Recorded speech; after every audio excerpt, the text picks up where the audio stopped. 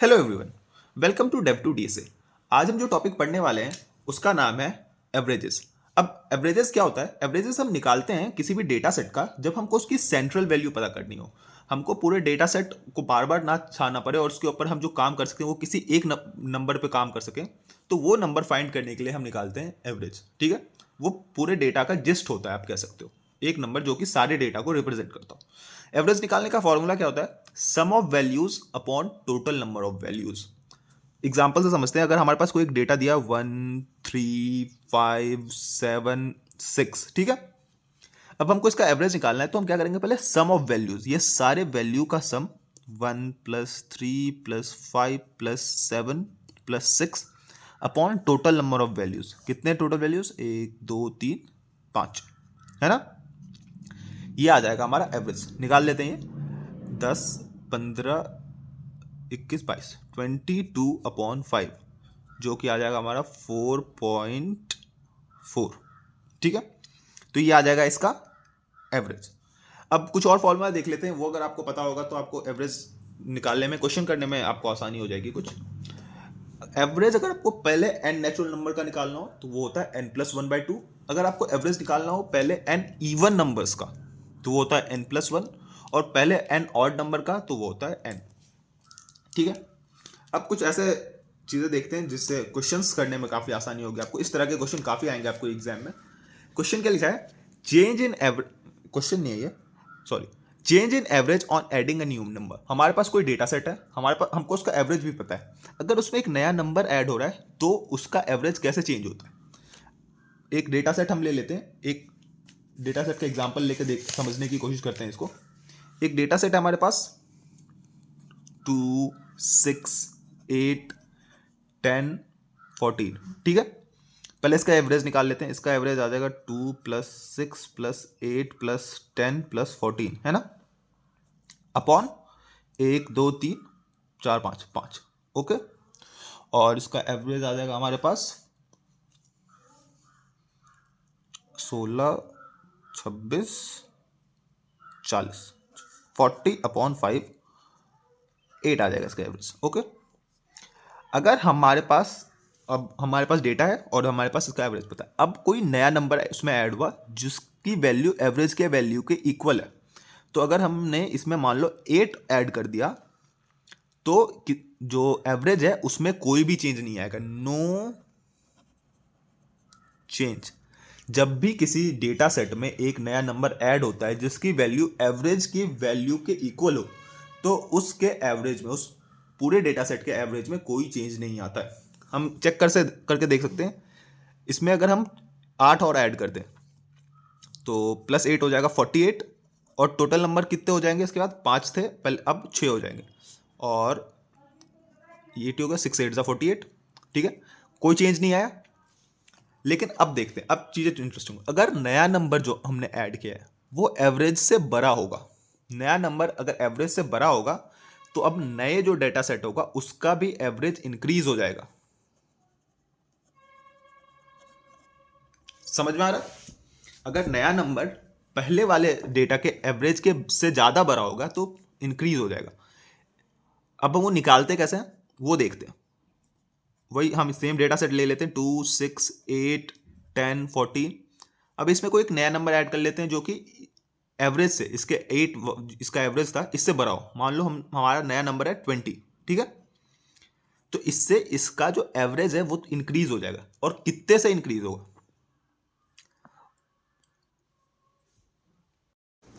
Average कितने से increase होगा उसको करने के लिए आप जो नया नंबर है और जो एवरेज है उसका, जो एवरेज है और जो नया नंबर है इनके बीच का डिफरेंस निकाल लो। इनके बीच का डिफरेंस आ गया 12, और इनको जो बाकी सारे उसमें डिवाइड कर दो, यानी उसको 6 हो गए। अब इसको 6 से डिवाइड कर दो तो कितना आ गया answer? Divided by 6 equals to 2।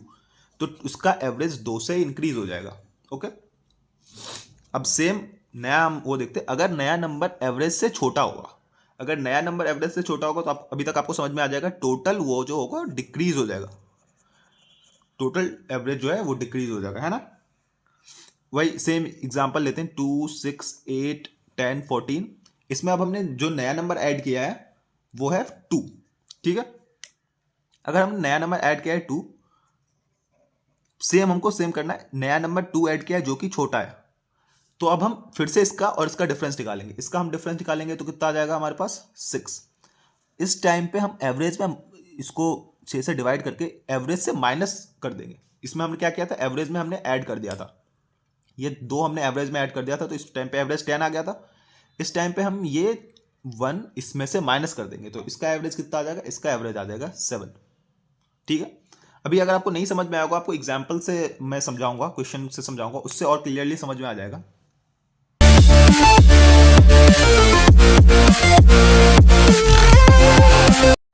Question देखते हैं, क्वेश्चन में क्या बोला है, the run rate in cricket for first 10 over was 3.2। एक कोई क्रिकेट मैच चल रहा है जिसमें पहले 10 ओवर में रन रेट जो था वो 3.2 था। अब जिनको क्रिकेट पता होगा उनको पता होगा, और जिनको नहीं पता उनको मैं बता दूं, रन रेट को आप एवरेज की तरफ मान सकते हो, एवरेज रन्स पर ओवर इज रन रेट। ठीक है, calculate the run rate in rest of 40 overs in order to score 282। एक एवरेज का फॉर्मूला एक बार मैं लिख देता हूं, average equals to sum of values upon total number of values, है ना। अब इसमें क्या है, एवरेज हमको दिया हुआ है, पहले 10 ओवर में एवरेज कितना था 32, सम ऑफ वैल्यूज हमको निकालना है, और टोटल नंबर ऑफ वैल्यू क्या है 10 ओवर में तो ही तो निकालना है 3.2। तो 10 ओवर में कितने रन लगे, 10 ओवर में x रन लगे, x इक्वल्स टू 32। तो पहले 10 ओवर में 32 रन लग चुके हैं। अब क्या कहा है, calculate the run rate in rest of 40 overs in order to score 282। हमको टोटल 282 मारना है, हमने पहले 10 ओवर में 32 रन मार दिए, तो हमको अगले 40 ओवर तक क्या रन रेट मेंटेन करना है। ओके, तो हमको 282 मारना है जिसमें हम 32 मार चुके हैं, तो अगले 40 ओवर में हमको रन कितने मारने हैं, 282 माइनस 40।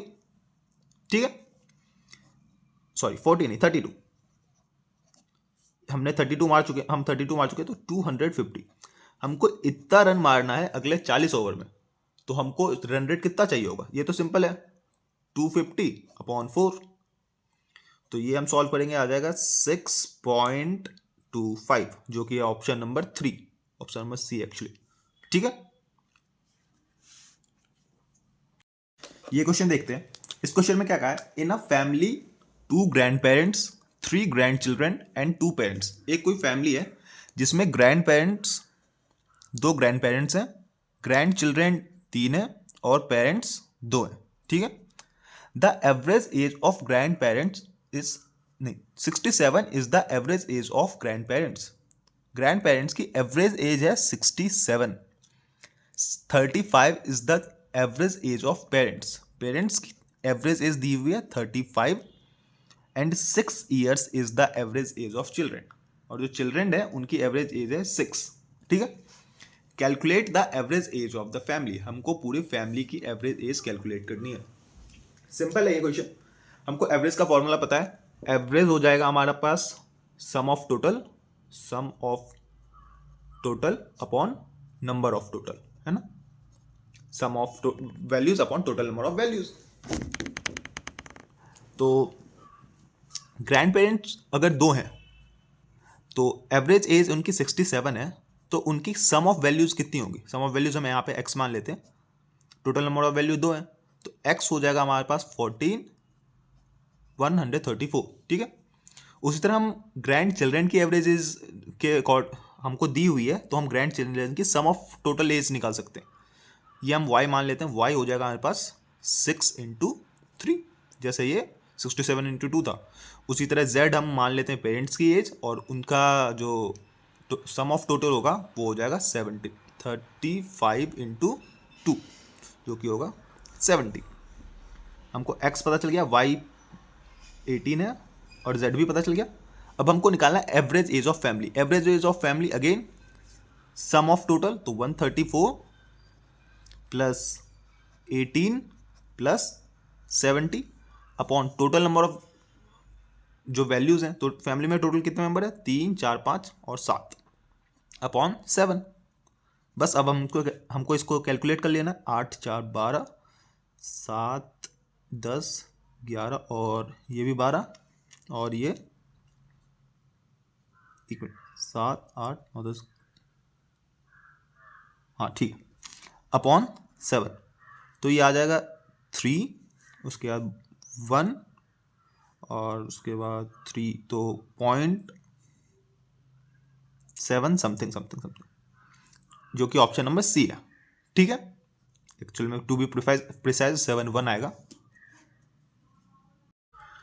नेक्स्ट क्वेश्चन ये दिया है हमारे पास, a shopkeeper has a sale of 6,359, 2,365, 5,698, 5,690 और 4,650 फॉर 5 सक्सेसिव मंथ्स। ये 5 महीने के इसके सेल्स दिए हुए।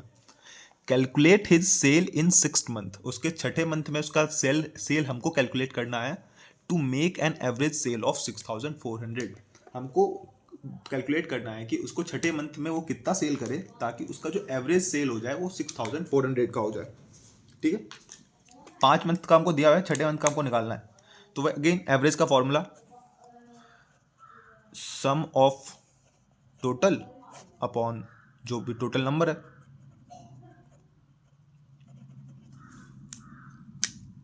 तो अब सम ऑफ टोटल निकालने के लिए बस हमको इनका सम कर देना है और हम मान लेते हैं 6 मंथ में उसको एक्स नंबर की सेल करनी है। तो 6,359 प्लस 2,365 प्लस 5,698 प्लस 5,690 प्लस 4,560, और मान लिया हमने छठे मंथ में उसको एक्स की सेल करनी है।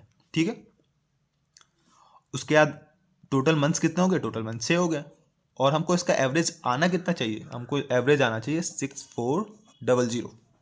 ठीक है, अब कुछ नहीं करना, बस इसको कैलकुलेट करना है। 6,400 इधर जाके 6 इंटू 6,400 हो जाएगा, तो 0 0 6 4 24, 6 36, 38,400, और बाद में बाकी इसको ऐड कर लेना, इसको ऐड करके आएगा 24,672। ठीक है, और प्लस एक्स, बस हमको एक्स फाइंड करना है। एक्स आ जाएगा 38,400 माइनस 24,672, इनका डिफरेंस निकाल लेना। 10 माइनस 2 8, 9 माइनस 7 2, ये 7, ये 3, ये 1, 13,728, जो कि ऑप्शन नंबर बी। ठीक है, इस वाले क्वेश्चन में वैसे तो कुछ नहीं करना था, मगर आपको कैलकुलेशन तो खुद ही करनी पड़ेगी, बाकी ये क्वेश्चन सिंपल है। ठीक है, तो ये वाला क्वेश्चन देखते हैं, इसमें क्या है, if 0 is the average of 20 number, अगर 20 नंबर्स हैं जिनका एवरेज है 0, how many of them at most must be greater than 0, ज़्यादा से ज़्यादा कितने नंबर हैं जो 0 से ग्रेटर हो सकते हैं। इस तरह के क्वेश्चन में हमेशा अगर 20 नंबर दिए हुए हैं तो आंसर आ जाएगा 20-1। ज़्यादा एक नंबर कम से कम होना चाहिए जो कि नेगेटिव हो, जो कि उन सबको नेगेटिव, उन सब से के इक्वल होगा, उन सबके सम के इक्वल होगा, बाकी के सम के इक्वल होगा, और जिसके कारण उनका एवरेज 0 आ रहा होगा। तो इस वाले क्वेश्चन में अगर x यहाँ पे 20 की जगह x दिया होता है तो आंसर हो जाता है x-1, क्योंकि यहाँ पे 20 दिया है तो यहाँ पे आंसर हो जाएगा 19, क्योंकि आप समझो एक नंबर तो चाहिए ना जो उन सबकी वैल्यू घटा रहा हो। तो ज़्यादा से ज़्यादा 20 में से 19 नंबर ऐसे हो सकते हैं जो कि बड़े हों, 0 से बड़े। अब नेक्स्ट क्वेश्चन में क्या गया, the captain of a cricket team of 11 members, एक क्रिकेट टीम है 11 लोगों की, उसका जो कैप्टन है इज 26 ईयर्स ओल्ड, तो कैप्टन की एज जो है 26 साल है, and the wicket keeper is 3 years older, wicket keeper जो है वो कैप्टन से 3 साल बड़ा है, तो विकेट कीपर की एज है 29 ईयर्स, है ना। ठीक, अब दिया हुआ if ages of these two are excluded, अगर इन दोनों की एज हटा दी जाए, the average age of remaining player is 1 year less than average age of whole team, इन दोनों को मिला के जो एवरेज एज आती है टीम की, वो इन दोनों को हटाने के बाद उनकी एवरेज एज एक कम हो जाती है। अगर मान लो इनकी एवरेज एज 30 आ रही हो तो इनको हटाने के बाद टीम की एवरेज एज 29 आ जाती है। तो what is the average age of team, तो पूरी टीम की एवरेज एज क्या है। ठीक है, हम मान के चलते हैं कि पूरी टीम की एवरेज एज एक्स है, ठीक है। अगर पूरी टीम की एवरेज एज एक्स है तो इसका क्या मतलब है, टीम की में अगर इन दोनों प्लेयर्स को हटा दें तो उनकी एवरेज एज कितनी हो जाएगी। अगर पूरी टीम की एवरेज एज एक्स है तो इनको हटाने के बाद एवरेज एज हो जाएगी x-1। x-1 कितने लोगों की एवरेज एज है, 9 लोगों की, ठीक है। तो sum of age of remaining 9 upon 9, तो sum of age of remaining 9 यहां से निकल आएगा। तो sum of age of remaining 9 कितना हो जाएगा, 9 इंटू x-1।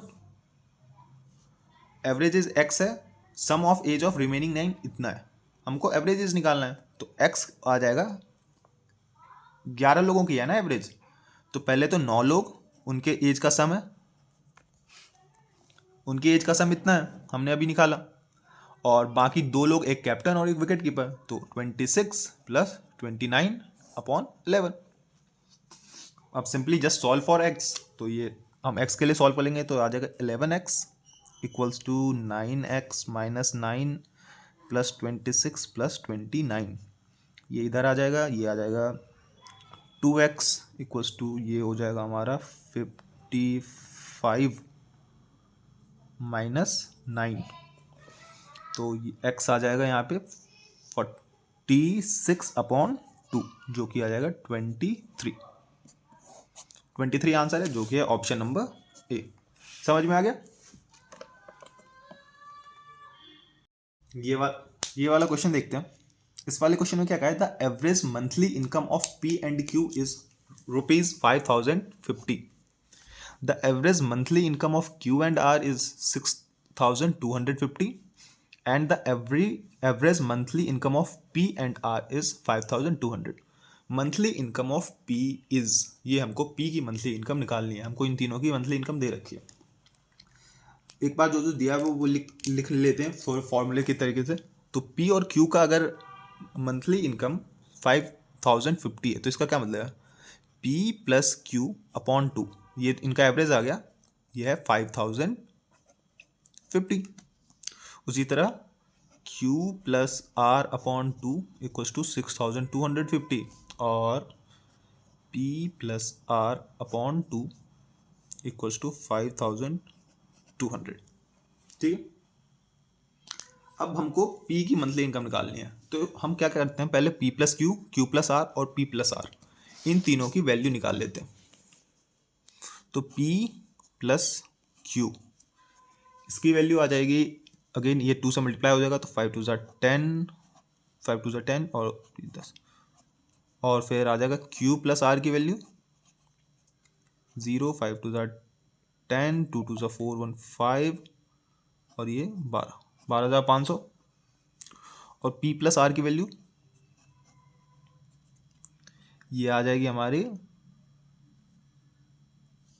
0 0 2 2 ज़ा 4, 10,400, ठीक है।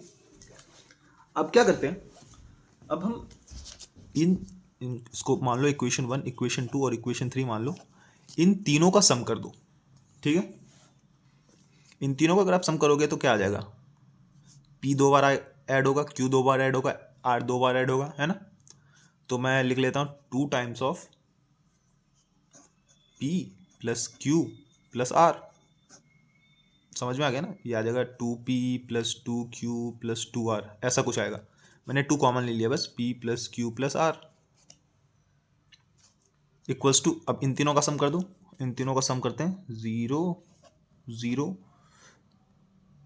ये भी 0, ये 2, ये आ जाएगा 3 और ये 3, 33,000 आ जाएगा इन तीनों का सम। तो P plus Q plus R क्या आ गया, P plus Q plus R, ये 2 इधर जाएगा डिवाइड आ जाएगा, ये आ जाएगा 16,000 और 500, ठीक है। हमको निकालना है P। अगर हमको इसमें से P निकालना है तो अगर आप देखो, अगर आप इसमें से ये पूरी equation Q and R left side में माइनस हो जाएगा तो बस किसकी वैल्यू आ जाएगी, P की बात। तो इक्वेशन अगर हम इसको फोर्थ मान लें, अगर हम फोर्थ में से 2 माइनस कर दें तो -2 कर दो अगर, तो -Q माइनस R और यहाँ पे माइनस हो जाएगा 12,500, बस इसको सॉल्व कर लो तो पी की वैल्यू आ जाएगी। पी की वैल्यू कितनी आ जा रही है? पी की वैल्यू आ जा रही है 4000 और ऑप्शन है ऑप्शन नंबर बी। आ गया समझ में? इस तरह के बहुत सारे क्वेश्चंस आते हैं और इसमें आपको यही करना है। इतना लेंदी आपको पड़ेगा नहीं, अगर जब आप सॉल्व करो तो आप डायरेक्टली पहले P plus Q, Q plus R और पी प्लस आर की वैल्यू निकाल लो, फिर इनको ऐड कर दो और फिर माइनस कर दो वो अनवांटेड वैल्यू जो आपको नहीं चाहिए। ठीक है, नेक्स्ट क्वेश्चन देखते हैं। काफ़ी इंटरेस्टिंग क्वेश्चन है वैसे ये। इस क्वेश्चन में क्या कहा है? इन अरुण्स ओपिनियन, अरुण कोई बंदा है, उसके ओपिनियन में his weight is greater then 65 kg। उसका जो वेट है वो 65 kg से ज़्यादा है बट लेस देन 72 kg। यानी उसका वेट मान लो W, ये 65 से ज़्यादा है मगर 72 से कम है। ठीक है, यह है अरुण का opinion. His brother does not agree, इसका भाई इस पर एग्री नहीं करता। He thinks Arun's weight is greater than 60 kg। उसके भाई के ओपिनियन में जो उसका वेट है वो 60 से तो बड़ा है बट लेस देन 70 kg, मगर 70 से छोटा है। ठीक है, his mother view is that his weight can not be greater than 60 kg। उसकी मदर क्या कहती है कि उसका जो वेट है ये 68 से ज़्यादा तो डेफिनेटली नहीं है। If all of them are correct, अगर ये तीनों जो बोल रहे हैं, अरुण, उसका ब्रदर और उसकी मदर, ये तीनों जो बोल रहे हैं अगर तीनों सही है, what is average in different probable weight of Arun. इसका जो जितने प्रोबेबल वेट हैं अरुण के, इनका एवरेज निकालना है हमको। ठीक है, अब प्रोबेबल वेट निकाल लेते हैं। मैं आपको समझाने के लिए एक नंबर लाइन ड्रॉ कर लेता हूँ तो आपको समझने में आसानी होगी। वैसे आप इसके बिना भी थ्योरेटिकली भी कर सकते हो। 62, 63, 64, 6,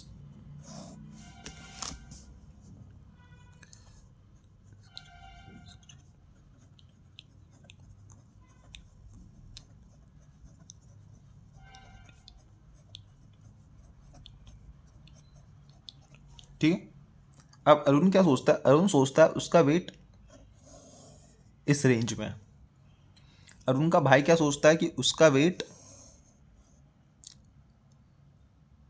इस रेंज में है और अरुण की मदर कहती है उसका वेट यहां कहीं है।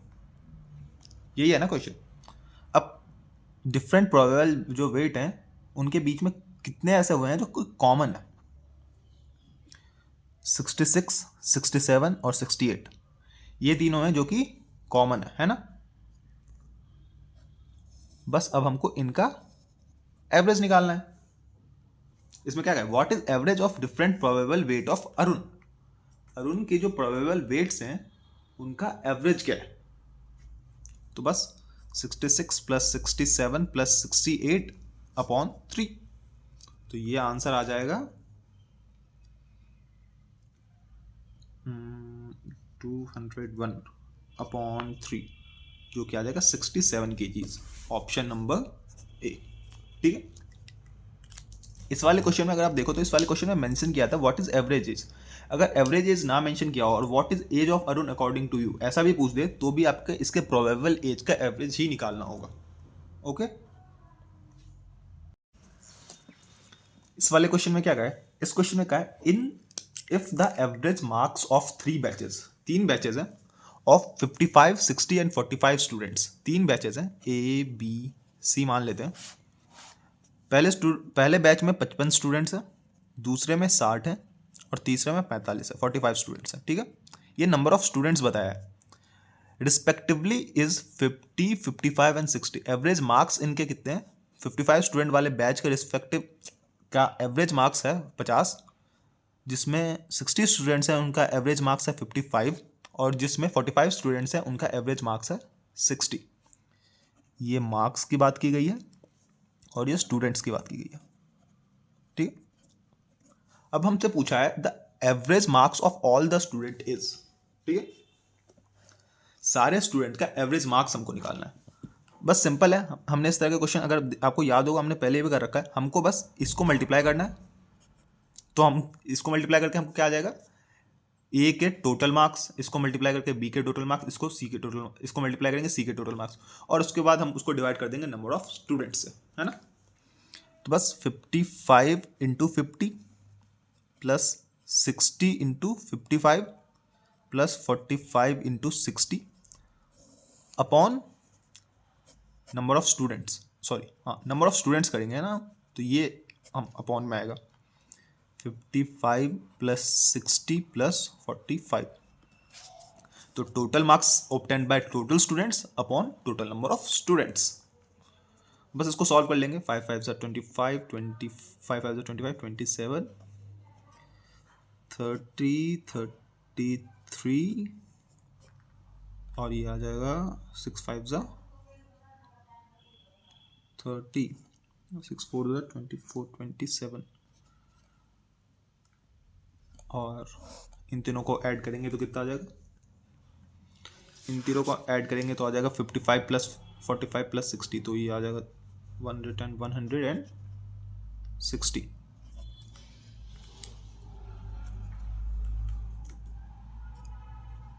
ठीक है, बस अब इसको सॉल्व कर लेना है, 7 10 8 7 5 0 और अपॉन 160, इसको सॉल्व कर लेना आप। इसको सॉल्व करोगे तो आ जाएगा हमारा 54.68, सॉल्व करके देख सकते हो आप, जो कि है ऑप्शन नंबर बी। ठीक है, सिंपल क्वेश्चन था। नेक्स्ट करते हैं।